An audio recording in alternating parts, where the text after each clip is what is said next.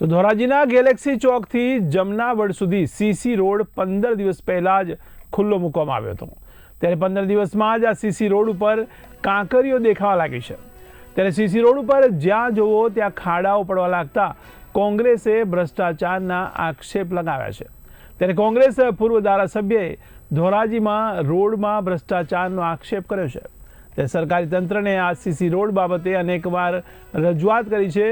ત્યારે જો સીસી રોડને ફરીથી બનાવવામાં નહીં આવે તો 18મી માર્ચે કોંગ્રેસ કાર્યકર્તાઓને સાથે રાખી મશીનરી લઈ રોડને ખોદી નાખવાની ચેલેન્જ આપવામાં આવી છે। તો તંત્ર દ્વારા સીસી રોડના નમૂના લઈ કાર્યવાહી કરવાની પણ માંગ કરવામાં આવી રહી છે।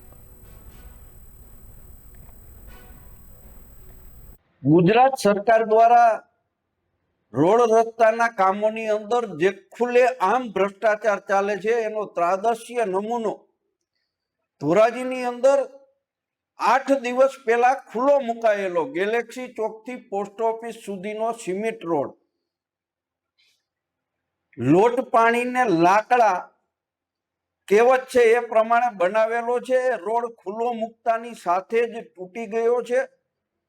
પ્રજાના ટેક્સના લાખો રૂપિયા પાણીમાં ગયા છે।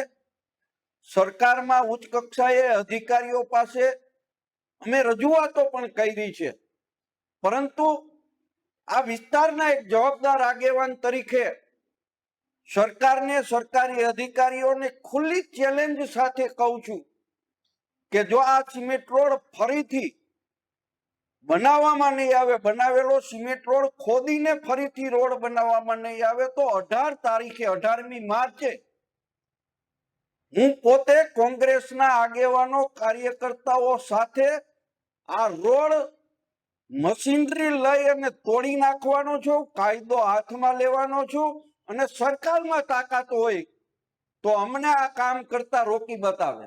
લલિતભાઈ, જે કોન્ટ્રાક્ટર દ્વારા ભ્રષ્ટાચાર કરવામાં આવે છે તે બાબતથી તંત્ર મૌન છે, શું કહેશો?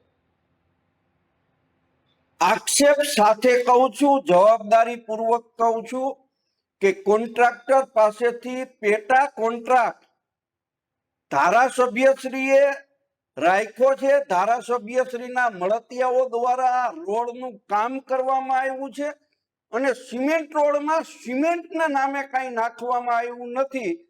આ રોડ અત્યારે પણ હયાત છે। ક્વોલિટી કંટ્રોલ દ્વારા સરકાર એના નમૂનાઓ લે અને જવાબદાર અધિકારીઓ સામે અને કોન્ટ્રાક્ટર સામે પગલાં પણ લે, આવી અમારી માંગણી છે। અને 18મી તારીખે સરકારે કલ્પના નહીં કરી હોય એ પ્રમાણે લોકોને સાથે લઈ અને કોંગ્રેસ પાર્ટી આંદોલન કરશે, આ રોડ ખોદી નાખશે અને અમને કોઈ રોકી નહીં શકે એ ચેલેન્જ સાથે કહું છું।